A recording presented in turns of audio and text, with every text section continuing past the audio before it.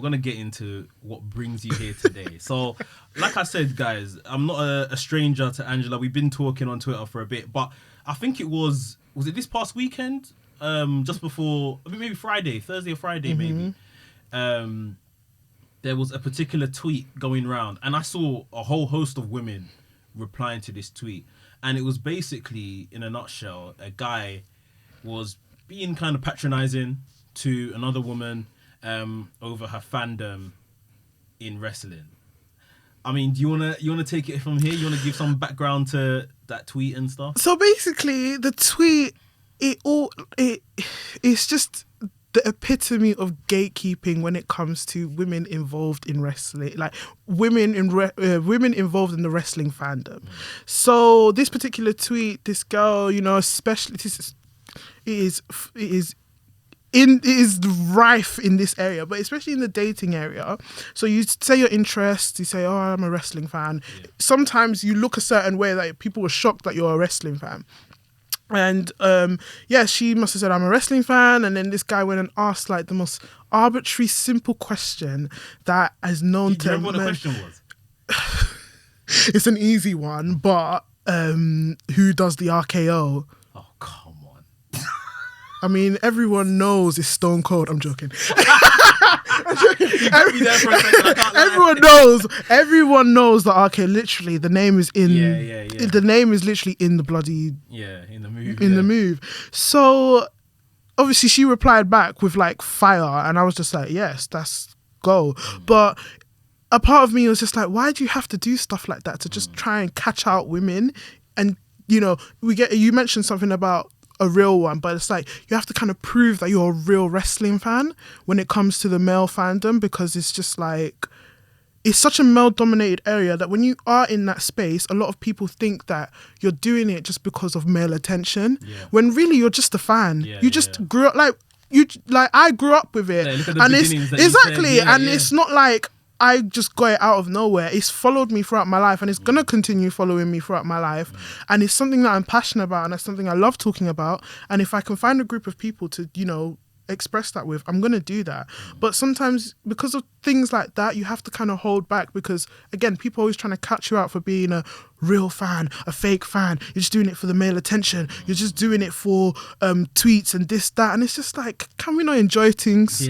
Can we not enjoy it's like, no offense, I'm going to go on a bit of a rant now, but like, of all things, if I'm going to go and enjoy it, if I want to get male attention, don't you think it'd be easy for me to just go turkey, get my BBL, go in AFTV and shake my bum in front of every time Arsenal scores? Do you know what I mean? Isn't that like more easier for me than to go, oh my God, we were talking about the accessibility of wrestling now, to go on to choose between BT Sport or the wrestling net or the WWE Network. You don't want to pay for them, then you have to go into another website. You click on 5 links, they all put like 600 adverts. You got to click them 3 times, and then finally you're doing work to watch you're doing actual work to watch wrestling. So number one, me going through that work, I'm a real fan. We're as real as we can go. But then number 2, it's just like, I'm sorry, but we were talking about the demographics of wrestling fans as well. It's not my particular demographic of guys that I would go for anyway. So why would I stay trying to impress them? And I think that's just the kind of like notion that you kind of want to get away from, just letting women enjoy these male-dominated spaces without having to prove that, they're here to just for male attention, when it's not. Some people actually just love it. Don't get me wrong, there is girls out there that do it for attention, but I'm not that. I'm not. Like, I've done too much. It's too much. Your CV says otherwise. My CV, my accolades. The accolades and the resume says otherwise. Man, I was on the bloody Titantron. I was so... Exactly. Like... They are inside Wembley. Inside. I was crying deep inside. when I know WWE's a bit more like a family friendly, if you like. Did you feel when you were there treated any differently, or that was okay? Was it experience on the day? I was stared at a lot. because me and my friend, like, even we noticed that there's like minimal black women there. Your friend, another black female? Another black woman Okay. as well. And we literally, I think there was one other black woman and that was it. I mean, unless Sasha Banks, we count Sasha Banks and Bianca Belair. But literally, like, there was literally like no other women. And then I just, like, it was just scarce that, and there was obviously a lot of kids. There was a lot of mums as well, but are they fans? And that's up to them. Debatable. But yeah, but it's just like, yeah, it was. I did feel stared at a lot, and when I had, oh my god, when I was on the Titantron, yeah, obviously it said my Twitter out. When I tell you the DM, Oh, what? People were DMing you. Guys were DMing me like, oh my god, I've never seen a girl in wrestling before. Blah blah blah. Do you want to come after the show? I was like, no, let's stop. Are you being serious? Wrestling fans are I thirsty. know that, but I They're wouldn't even have thirsty. thought like at that as an access point. They think that is like, because they think that's what you're there for, to get the male attention, and obviously, you know, now that you're there.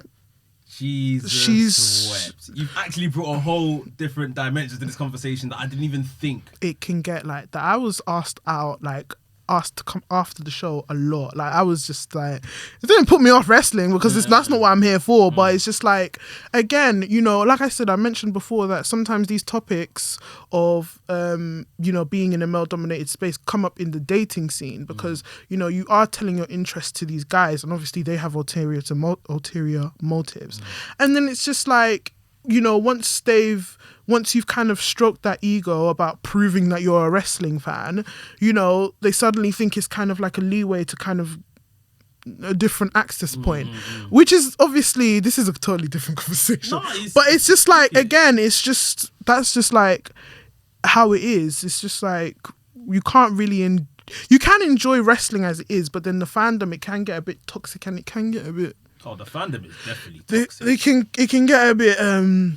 but if you have a strong style mind, you know, strong style mind. If you've got a strong style mind, you can. Because I used to have another Twitter account where, you know, I was more wrestling orientated, and then there was other females that I was talking to, but they used to complain about the fandom and how, you know, constantly having to prove yourself in this space, you know, through arbitrary questions such as who does the RKO or who won the 2004 Royal Rumble, like entry level, like these literally these B-Tech questions, and I'm just like, what are you doing? Like, why do I have to prove myself to you? And did you say, sorry, that's from other women asking you? No, that's from men. Still men. That's still from men. And then, like, you know, once you kind of, some girls, they stroke that ego. I've just taken a different turn now.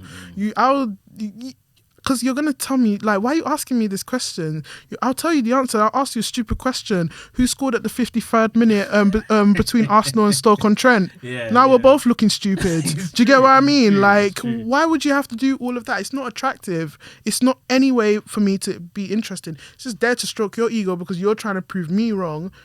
But I've noticed only insecure guys do that. Yeah. Because you don't need to go all through that just to be able to just... talk to me about wrestling. It's okay to have a normal conversation about wrestling, like, and it's okay to like something and be passionate about something and not know all the answers. Like, even if someone asked you who, you know, does the RKO as a finisher and you answered incorrectly, does that mean you're not a fan of wrestling? No, listen, like, when you say the wrong answer, that brings me to my next point. When you are a female wrestling fan, you have to know your shit. You have to know your shit, or else people will tear you to pieces. They will rip you apart. You're a fake fan. You just do it for the likes. Your mum should have swallowed you. All of that kind of stuff. God. All of that kind of stuff. It's just like, you know, you have to be on your shit. And it gets to a point where I found myself trying to prove myself to these people, these strangers, like Timothy 619 from Warsaw. Do you know what I mean? Like, 619. Like, who the hell am I trying to prove myself to? Just to, And I just thought, no way. Like, and it gets to a point where you're trying to prove yourself where it doesn't get enjoyable anymore because every little detail, like I found myself like, okay, who was entry number 26 in the Royal Rumble for 2004? Like, I don't have to do all of that. Come on. It's like... And the thing is, most men don't even know them answers. But this is the same guys that are interrogating me will turn around and I'll ask them, also, do you watch wrestling? Oh, man, I ain't watched wrestling since Baptista, you know. Kent Angle, Triple A. Who are these guys? Triple A, Kent Angle. Who are these guys? You people don't even know yourself and you're interrogating me. And I just thought, you know what? I'm going to start just saying... generic, like, who's that guy that wears the mask? Oh, man. 916. It's just like, no, you can't be. Seriously, it's like you have to be on your shit because, like I said, if you don't know your shit and if you get one thing wrong, that's it's over for you. You're done out here with the streets. It's a jungle out there. Jungle. Oh like it's gosh. mad. Like, it's so mad. There's two parts of it basically. Firstly, they kind of test you to see if you can enter this realm of men wearing pants in the ring. Literally. That's ultimately what they're gatekeeping. And then maybe once you kind of show your level of knowledge and stuff in that, it's like, can I have your number? Get out. It's like... Get out. Because I'm not... I don't... It's literally like, come on. All of that. But I just don't give in no more. I just say to any woman watching, just don't give in. I just like, just... You enjoy wrestling for you. Like, you shouldn't have to enjoy wrestling to prove anybody. You shouldn't have to, force yourself to be knowledgeable. Like, there is people out there that will give you the knowledge that you need. Like, I was talking to you, I'm talking to, your fellow wrestlings. And they've been like, NK especially, he's been so accommodating by just like, there was a time when I was starting to watch AEW, like I was asking so many questions because I was like, how do I start? Like, what is this? What is that? And he just came to my DMs and just let me know of all the knowledge I need. And now look at me, I'm a fan. Yeah. Exactly. And I think, and like, it's little things like that make a big impact because when you're, like I said, as a woman, it's not easy for you to gain that knowledge because men want to keep that space to themselves. And if you're as a woman trying to infiltrate, you're not there for the right reasons. So I think we do obviously have to question the men that are keeping to themselves and what their other lifestyle choices may be, because how can I be gatekeeping a friggin' TV show? Like, would I be like, oh, you can't watch Friends? Like, who's Rachel's boyfriend? Like, Rachel's you see what I mean? Like, you can't watch Simpsons. What's Bart's sister's name? Like, it's I don't know. I think it's just like I said, it's only insecure people that do that because they want to catch you out, or it's just something that you keep to your heart that you don't want someone to like soil or something. And like again, like it's just mad out here. But they say it's for the attention. But it is. Once you're in there, they're trying to pay you some attention. Literally, oh my god, I'll never forget.